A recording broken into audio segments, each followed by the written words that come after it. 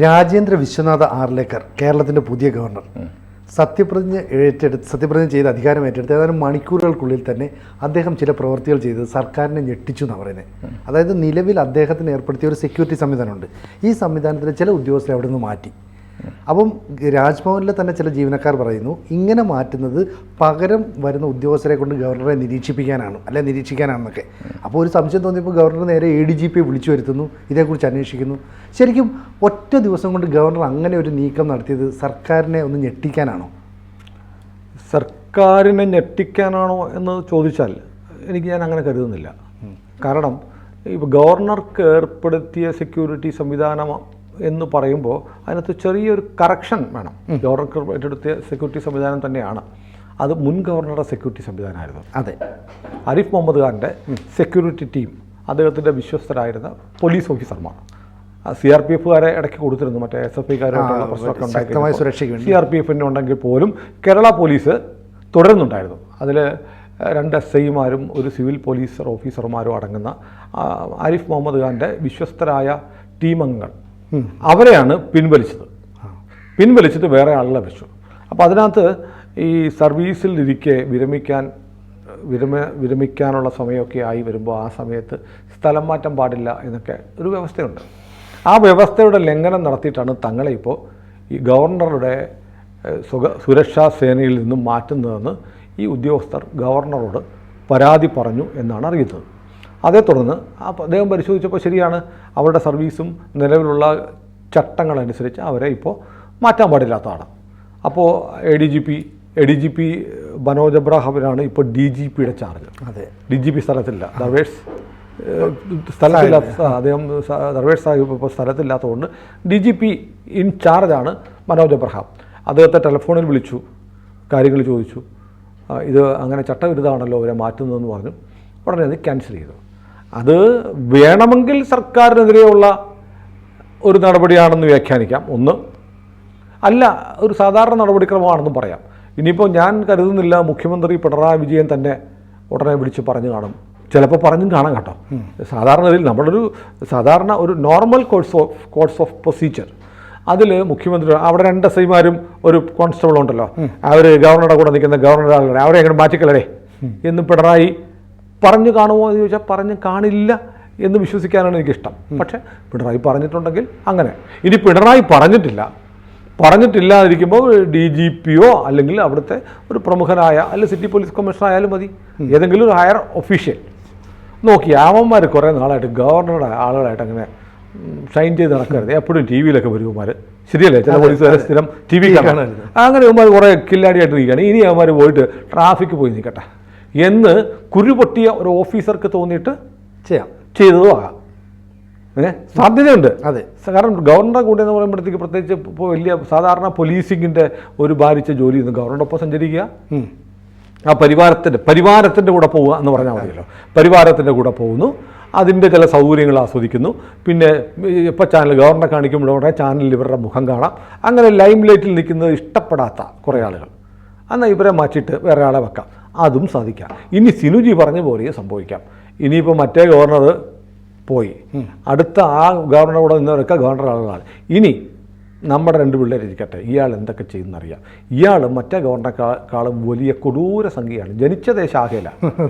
ആരിഫ് മുഹമ്മദ് ഖാനും കോൺഗ്രസ്സുകാരനായിരുന്നു. രാഹുൽ ഗാന്ധിയുടെ മന്ത്രിസഭയിൽ മന്ത്രിയായിരുന്നു. രാജീവ് ഗാന്ധിയുടെ മറ്റേതൊരിക്കലും നടക്കില്ല, അസംഭവ്യം പറഞ്ഞു. അപ്പോൾ രാജീവ് ഗാന്ധിയുടെ മന്ത്രിസഭയിൽ മന്ത്രിയായിരുന്നു. അപ്പോഴാണ് സുപ്രീം കോടതി ഭർത്താവ് ഉപേക്ഷിക്കുന്ന മുസ്ലിം സ്ത്രീകൾക്ക് ജീവനാംശം കൊടുക്കാൻ CRPC പ്രകാരം പ്രൊവിഷനുണ്ട്, കൊടുത്തേ പറ്റുള്ളൂ എന്ന് സുപ്രീം കോടതി വിധിച്ചത്. ഉടനെ മുസ്ലിം സ്ത്രീകളെ രക്ഷിക്കാൻ എന്ന പേരിൽ മുസ്ലിം ഭർത്താക്കന്മാരെ രക്ഷിക്കാൻ വേണ്ടിയിട്ട് ഒരു ബില്ല് കൊണ്ടുവന്നിട്ട് പറഞ്ഞു, അങ്ങനെ ഉപേക്ഷിക്കപ്പെടുന്ന സ്ത്രീകൾക്ക് ജീവനാംശം കൊടുക്കേണ്ടത് അവളെ കെട്ടിപ്പൊറിപ്പിച്ച് കൂടെ നിർത്തി ചോരയും നീരുമൊക്കെ പറ്റിയപ്പോഴാണ് ഇവർ ഉപേക്ഷിക്കുന്നത്. ഇനി അവന് ആ സ്ത്രീക്ക് ജീവനാംശം കൊടുക്കേണ്ടത് നമ്മളാണ് എന്നും പറഞ്ഞൊരു ബില്ല് കൊണ്ടുവന്നു. എന്ന് പറഞ്ഞാൽ പൊതുജനാവ് ഇന്ന് സർക്കാർ കൊടുക്കണമെന്ന് ബില്ല് കൊണ്ടുവന്നു വെച്ചാൽ നമ്മൾ കൊണ്ടുമില്ലേ.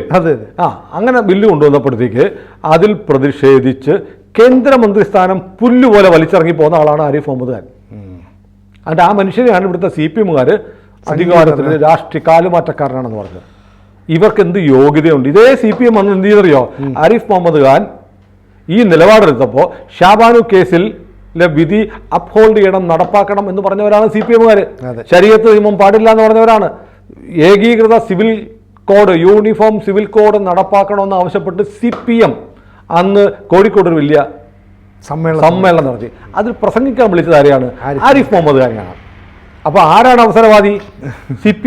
CPM പോലെ അവസരവാദ രാഷ്ട്രീയമുള്ള ഒരു പാർട്ടി വരെയില്ല. കാരണം ഞാൻ ഇന്നലെ ഒരു പോസ്റ്റ് കണ്ടു, ഒരാൾ ഇട്ടിരിക്കുകയാണ്, CPM പറയുന്നു 4 വോട്ടിന് വേണ്ടി വർഗീയവാദികളുടെ കാല് തിരുമുന്ന പരിപാടി CPM-ന് പാർട്ടിക്കില്ല.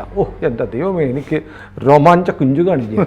കാരണം അപ്പോഴാണ് ആ ഓർമ്മ വന്ന്, മദനി വരാൻ വേണ്ടി ഈ ചങ്ങായി കാത്തിരുന്നൊരു കുറേ നേരം കാത്തിരുന്നല്ലോ. അതെ അതെ, എത്ര നേരം കാത്തിരുന്നു. അവസാനം മദനി വന്നപ്പോൾ ആദരവോടെ എണീറ്റു. അദ്ദേഹം വീൽ ചെയറിലിരിക്കുന്ന ഫോട്ടോ. VS അത്ര അസ്വസ്ഥനായി അന്നേരം. അതെ, അല്ല, ആ പിണറായാണ് ഇപ്പൊ പറയുന്നത് 4 വോട്ടിന് വേണ്ടി ആരുടെയും കാല് തിരുമ്പുന്ന പരിപാടിയൊന്നും ആർക്കില്ല CPM. എന്ത് ഇങ്ങനത്തെ മറവിയൊക്കെ സഖാവ് പിണറായിക്കൊണ്ടോ? അപ്പോൾ ഏതായാലും ഗവർണർ മാറി, പുതിയ ഗവർണർ വന്നു. ഇതിനകത്ത് ഒരു സംശയം കൂടി ചോദിക്കട്ടെ. ഇപ്പോൾ ഈ ആർലേക്കർ ഇവിടെ വരുമ്പോൾ, ആർലേക്കർ എന്ന് പറയുന്നത് ഈ RSSന്റെ പ്രചാരം കൂടിയായിരുന്നു. മാത്രമല്ല 1989 BJP ചേർന്ന ആളാണ്. അപ്പോൾ അദ്ദേഹം ഗോവയിൽ ഈ ക്രിസ്തീയ മേഖലയിലൊക്കെ തന്നെ ഈ RSSന്റെ പ്രചാരകനായി പ്രവർത്തിക്കുകയും തുടർന്ന് അവിടെ നിയമസഭയിൽ മത്സരിച്ച് സ്പീക്കറാകുകയും ചെയ്തു. പിന്നീട് വനമന്ത്രിയൊക്കെ ആയി തീർന്നു. അപ്പോൾ അദ്ദേഹത്തിന്റെ കാലത്താണ് പേപ്പർലെസ് അസംബ്ലി ആയിട്ട് ഗോവ അസംബ്ലി മാറിയത്. കടലാസ് ഇല്ല, എല്ലാം ഓൺലൈൻ ഡിജിറ്റലായി. അപ്പോൾ അങ്ങനെ RSSന്റെ പ്രചാരണം എന്താണ്, അല്ലെ അതിന്റെ നീക്കം എന്താണെന്ന് കൃത്യമായിട്ട് പരീക്കറിന് പകരം മുഖ്യമന്ത്രിയാകുമെന്ന് ആലോചിച്ച ആളാണ്. അതെ അതെ. അപ്പോൾ BJPയിലെ മന്ത്രിസഭയിലേക്ക് വന്നപ്പോൾ മന്ത്രിസഭയിൽ എങ്ങനെയാണ് BJPയുടെ തന്ത്രങ്ങളെന്ന് അറിയാം. അപ്പോൾ കേന്ദ്ര നേതൃത്വവുമായിട്ട്, കേന്ദ്ര സർക്കാരുമായിട്ട് വലിയ അടുപ്പമുള്ള ആർലേക്കർ കേരളത്തിലേക്ക് വന്നാൽ ഇതുവരെ സംഘിയാണ് എന്ന് പറഞ്ഞ ഈ ആരിഫ് മുഹമ്മദിനേക്കാൾ അപകടകാരിയാണെന്ന് ഒരുപക്ഷെ CPM നേതൃത്വം തിരിച്ചറിയില്ല. ഇപ്പം മുഖ്യമന്ത്രി പിണറായി വിജയൻ എന്ന് പറയുന്ന വ്യക്തിയെ മാറ്റി നിർത്താം. അദ്ദേഹത്തെ നിയന്ത്രിക്കുന്ന ഒരു പാരലൽ അധികാര സംവിധാനം അവിടെ ഉണ്ടല്ലോ, അവരായിരിക്കില്ല ഇത് കൃത്യമായിട്ട് നിയന്ത്രിക്കുന്നത്. ഇയാൾ മറ്റേയാളെ കാട്ടി അപകടകാരിയാണ്, കറക്റ്റ് കറതീർന്ന RSSകാരനാണ് എന്നൊരു ഉത്ഭയം ഉണ്ടായെങ്കിലോ? തെറ്റു പറയാൻ പറ്റുമോ? ഉണ്ടാവും.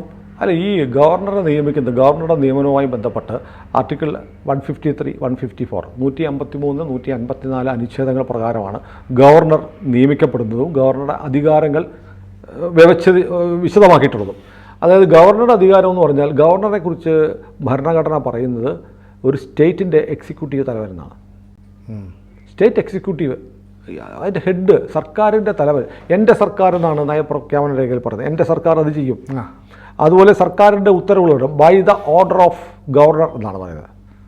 ഗവർണറുടെ ഉത്തരവിൻ പ്രകാരം ആണ് സർക്കാരിൻ്റെ ഉത്തരവ് നടക്കുന്നത്. അപ്പോൾ മാത്രമല്ല, മന്ത്രിസഭ തുടരുന്നത് ഗവർണറുടെ പ്രഷറല്ല, ഗവർണറുടെ ഇഷ്ടമുള്ള കാലം വരെയാണ് മന്ത്രിസഭ തുടരുന്നത് എന്നാണ് ഭരണഘടനാ വ്യവസ്ഥ. അപ്പോൾ ഗവർണർ വിചാരിച്ചാൽ എപ്പോഴും ഒരു മന്ത്രിസഭ പിരിച്ചുവിടാൻ പറ്റുമോ? ഇല്ല. അതൊക്കെ വേറെ കാര്യം. ഗവർണർക്ക് ഇങ്ങനെ ചില അധികാരങ്ങളുണ്ട്. ഞാൻ ഈ ലോ പഠിക്കുമ്പോൾ ഈ രാഷ്ട്രപതിയുടെ അധികാരങ്ങളെക്കുറിച്ച് ഞങ്ങൾക്ക് എടുത്ത അധ്യാപകൻ പറഞ്ഞു, രാഷ്ട്രപതിക്ക് വലിയ അധികാരങ്ങളുണ്ട്. അത് നിങ്ങൾക്ക് മനസ്സിലാവാൻ വേണ്ടി പറഞ്ഞുതരാം.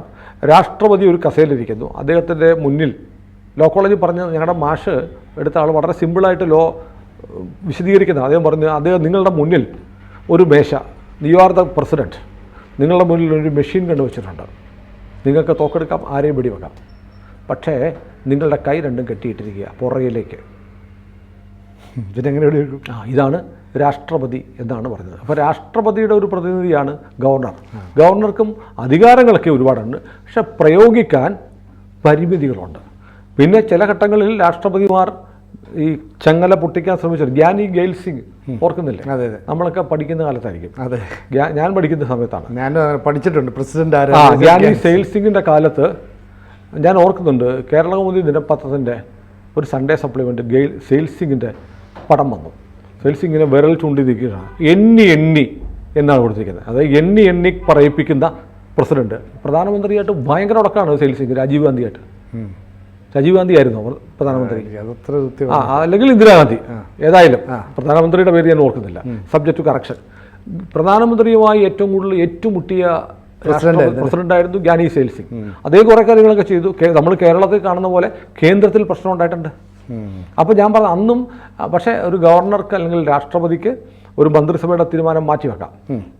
പക്ഷേ ഒന്നുകൂടി മന്ത്രിസഭ കൂടി അംഗീകരിച്ചാൽ ഗവർണർ അത് പാസ്സാക്കി വീണ്ടും അയച്ചു കൊടുത്താൽ ഗവർണർ ഒപ്പിട്ടേ പറ്റുള്ളൂ എന്നാണ് ഭരണഘടനാ വ്യവസ്ഥ. അപ്പോൾ അതാണ് അധികാരം ഉണ്ട്, പക്ഷെ പരിമിതമാണ്. പിന്നെയുള്ളത് ഗവർണർക്ക് വേണമെങ്കിൽ നേരത്തെ ചെയ്ത പോലെ രാഷ്ട്രപതിയുടെ തീരുമാനത്തിന് വിടാം. അതോടെ ആ കാര്യം തീരുമാനമാവും. അപ്പോൾ ഇതാണ് ഒരു അവസ്ഥ. ഇതിനകത്ത് വളരെ പ്രധാനപ്പെട്ട ഒരു പോയിന്റ് സിനു പറഞ്ഞു. അതാണ് അതിൻ്റെ ഒരു ഹൈലൈറ്റ് എന്ന് ഞാൻ കരുതുന്നു. കാരണം അദ്ദേഹം ഹാർഡ് കോർ സംഘിയാണ്. ആരിഫ് മുഹമ്മദ് ഖാനെ പോലെ ഇടയ്ക്ക് വന്നു ചേർന്ന പക്ഷിയല്ല. ജനിച്ചതേ ശാഖയിലാണ്. 89 മുതൽ ബി ജെ പിയിലുണ്ട്. ബി ജെ പിയുടെ ഗോവ ഗവർണറായിരുന്നു, ഗോവയിലെ സ്പീക്കറായിരുന്നു, ബീഹാർ ഗവർണറായിരുന്നു, ഹിമാചൽ പ്രദേശിലെ ഗവർണറായിരുന്നു, ഒടുവിൽ കേരളത്തിലെ ഗവർണറായിട്ട് നല്ല എക്സ്പീരിയൻസ്, തഴക്കവും പഴക്കവും വന്നു. ആരിഫ് മുഹമ്മദ് ഖാൻ ആദ്യത്തെ ഗവർണറായിരുന്നു. ആദ്യത്തെ ഗവർണർ ഒക്കെ തന്നെ പുള്ളി ഒരു ആൺകുട്ടിയാണെന്നുള്ള ഇമേജ് കേരളത്തിൽ ഉണ്ടാക്കിയിട്ടാണ് പോയത്. കേരളത്തിന് ഒരു രക്ഷകന്റെ ഫീലായിരുന്നു ഗവർണർ. അവലേക്ക് വരുന്നത് എക്സ്പീരിയൻസ്ഡ് ഹാൻഡാണ്.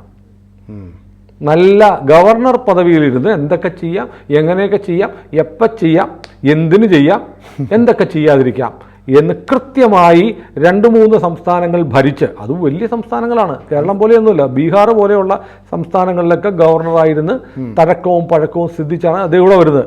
വന്നപ്പോഴേ അദ്ദേഹം ചെയ്തൊരു കാര്യം, വന്നപ്പോൾ നേരെ പോയത് ശ്രീപത്മനാഭസ്വാമി ക്ഷേത്രത്തിൽ പോയിട്ടാണ്. അതും ഒരു ഞാനൊരു അടയാളമായി കാണും. ഇനി സിനു പറഞ്ഞ പോയിന്റിലേക്ക് വരാം. അദ്ദേഹം ഗോവയിൽ സംഘപ്രചാരകൻ എന്ന നിലയിൽ ക്രൈസ്തവർക്കിടയിൽ പ്രവർത്തിച്ച ആളാണ്. കേരളത്തിൽ ഇനിയിപ്പോൾ ബി ജെ പിക്ക് അനുകൂലമായി ക്രൈസ്തവർക്കിടയിൽ ഒരു ട്രെൻഡ് ഉണ്ടായി വരുന്നുണ്ട്. ഒരു പക്ഷേ ഇദ്ദേഹത്തിൻ്റെ അനുഭവങ്ങൾ ഇവിടുത്തെ ഈ പുതിയ രാഷ്ട്രീയ ധ്രുവീകരണത്തിന് സഹായകമായി ഉപയോഗപ്പെടുത്താം എന്ന് ബി ജെ പി കരുതുന്നുണ്ടാവാം. അതിലൊക്കെ ഉപരി ഗവർണർമാരിലൂടെ കേന്ദ്രം ഭരിക്കുന്ന കക്ഷി ചില കാര്യങ്ങൾ തീരുമാനിച്ചിട്ടുണ്ട്. കൃത്യമായ അജണ്ടയുണ്ട്. പിന്നെ പിണറായി വിജയനെ സംബന്ധിച്ചിടത്തോളം പിണറായി വിജയനെ പോലെ തന്നെ രാഷ്ട്രീയം കൈകാര്യം ചെയ്ത് നല്ല എക്സ്പീരിയൻസ്ഡ് ആയിട്ടുള്ള ഒരാളാണ് പുതിയ ഗവർണർ. അതുകൊണ്ട് പിണറായി വിജയൻ്റെയും സി പി എമ്മിൻ്റെ പിത്തലാട്ടമൊന്നും അങ്ങോട്ട് ഓടില്ല. മറ്റേ കൂട്ടിൽ ഒരു ആൺകുട്ടിയായിരുന്നു ആരിഫ് മുഹമ്മദ് ഖാനെങ്കിൽ ഇവിടെ ഈ ജോഷിയുടെ സിനിമയുണ്ടല്ലോ ലേലത്തിൽ സുരേഷ് ഗോപി ചാക്കോച്ചിയുടെ കഥയാണ് ഇരട്ടച്ചങ്ക്. അത് അടിച്ചു മാറ്റിയിട്ടാണ് പിണറായി വിജയൻ വെച്ചിരിക്കുന്നത്. അപ്പോൾ ശരിക്കും അത് സുരേഷ് ഗോപിക്ക് ഇരട്ടച്ചങ്കൻ എന്ന് വിളിക്കുന്ന ഒരു ക്യാരക്ടറിനെ അവതരിപ്പിച്ച സുരേഷ് ഗോപിയാണ്. പക്ഷേ ഇദ്ദേഹം യഥാർത്ഥത്തിൽ ഇരട്ടച്ചങ്കുള്ള ഒരു ഗവർണറാണ് ഇപ്പോൾ വന്നിരിക്കുന്നത്. അതുകൊണ്ട് സി പി എമ്മും പിണറായി വിജയനും വിചാരിക്കുന്നത് പോലെ കാര്യങ്ങൾ അത്ര ലളിതമായിരിക്കില്ല. ഒരു പക്ഷേ ഈ പണ്ടത്തെ പോലെ RSS വിരുദ്ധത പറഞ്ഞാൽ ആരിഫ് മുഹമ്മദ് ഖാന് അത്രയ്ക്കൊന്നും കൊള്ളൂലായിരുന്നു. പക്ഷേ ആർലേക്കർക്ക് കൊള്ളും. അതുകൊണ്ട് ബി ജെ പിക്കും RSSനും എതിരെ സി പി എമ്മും പിണറായി വിജയനും ഒരുപാട് കളിക്കാൻ വന്നിരിക്കുന്നത്. കാരണം ചെറിയ സംഖ്യ പോയപ്പോൾ കൊട്ടിമൂത്ത സംഖ്യയാണ് വന്നിരിക്കുന്നത്. അതിൻ്റെ ഒരു ജാഗ്രത പിണറായി കാണിക്കട്ടെ, CPM കാണിക്കട്ടെ എന്ന് നമുക്ക് പ്രതീക്ഷിക്കാം. അല്ലേ? ഇപ്പോൾ ഏതായാലും സർവകലാശാലകൾ അടക്കമുള്ള കാര്യങ്ങൾ, ഒരുപാട് നിയമനങ്ങൾ CPMന് താല്പര്യമുള്ളതൊക്കെ അതൊക്കെ അവിടെ ഇരിക്കുകയാണ്. അതിൽ ഏതായാലും തീർച്ചയായും ഇങ്ങോട്ട് വരുന്നതിന് മുമ്പ് കേരളത്തിലെ ചിത്രം എന്താണെന്ന് ആരിഫ് മുഹമ്മദ് ഖാൻ ബ്രീഫ് ചെയ്തിട്ടുണ്ടാവും. ഉറപ്പായും അടുത്ത ഗവർണർ എങ്ങനെയാണ് അളിയ കേരളത്തിലെ കാര്യങ്ങളൊക്കെ എങ്ങനെയുണ്ട്, അവിടെ എങ്ങനെയുണ്ട് പിണറായിയോ പണ്ട് തോക്ക് കണ്ടപ്പം ആ കഥ ഉൾപ്പെടെ എല്ലാം പറഞ്ഞു കൊടുത്തിട്ടുണ്ടാവും. കംപ്ലീറ്റ് ആരിഫ് മുഹമ്മദ് ഖാന്റെ ഒരു കോച്ചിങ് ഒക്കെ കഴിഞ്ഞിട്ടാണ്. അത് കഴിഞ്ഞ് ഇങ്ങോട്ട് വരുന്നതിന് തൊട്ട് മുമ്പ് ഗോവയിൽ പോയി അഡ്വക്കേറ്റ് PS ശ്രീധരൻപിള്ള എന്ന് പറഞ്ഞ ഗോവ ഗവർണറെ കണ്ടു. അപ്പൊ ബാക്കിയുള്ള കംപ്ലീറ്റ് ഹിസ്റ്ററി എടുത്തിട്ടാണ് പോയത്. ശ്രീധരൻപിള്ള സാർ പിന്നെ ഒരു അങ്ങനൊന്നും പറയാൻ സാധ്യതയില്ല. ഒരു സോഫ്റ്റ് ആയിട്ട് പോകുന്ന ഒരാളാണ്. കേരളത്തിന്റെ ഒരു ഹിസ്റ്ററി. മറ്റേ കഥയൊക്കെ അപ്പൊ ഈ വന്നിറങ്ങിയ തൊട്ടടുത്ത ദിവസം വന്ന പ്രധാന വാർത്ത എന്താ പറയുക, പെരിയ ഇരട്ട കൊലപാതക കേസിൽ CPMന്റെ പ്രവർത്തകർക്ക് 10 ഇരട്ട ജീവപര്യന്തം, കുറെ പേർക്ക് 5 വർഷം തടവ്. അതായത് ഇതിനകത്തൊരു MLA ഉണ്ട്. അപ്പൊ CPMന്റെ എന്താണ് ഇവിടുത്തെ പൊളിറ്റിക്കൽ നയമെന്ന് ഗവർണർക്ക് വേണമെങ്കിൽ വായിച്ചെടുക്കാം. അല്ല, അത് കൃത്യമായിട്ടും ഇപ്പൊ എന്താണ് SFI എന്താണെന്ന് കൃത്യമായിട്ട് മനസ്സിലായിട്ടുണ്ടാവും. ആരിഫ് മുഹമ്മദ് അത് പറയാതിരിക്കത്തില്ല. SFI എന്താണ് എന്ന് പറഞ്ഞു കൊടുത്തിട്ടുണ്ടാവും. SFI എന്താണെന്ന് പറഞ്ഞാൽ SFI വലിയ പുലിയാണ്, ആ ചെല്ലുന്ന പോലെ തിന്നുകളെന്നൊക്കെ പറയുന്ന സംഘമാണല്ലോ. അവർ ബഹളം ഉണ്ടാക്കി എന്നാൽ തല്ലടാന്ന് പറഞ്ഞ് അങ്ങോട്ട് ഇരുന്നപ്പോൾ അവന്മാർ കണ്ടം വഴി ഓടി. ഇത്രയൊക്കെ ഉള്ളു SFI എന്ന് പറഞ്ഞു കൊടുത്തിട്ടുണ്ടാവും. അപ്പൊ പിന്നെ മാത്രമല്ല,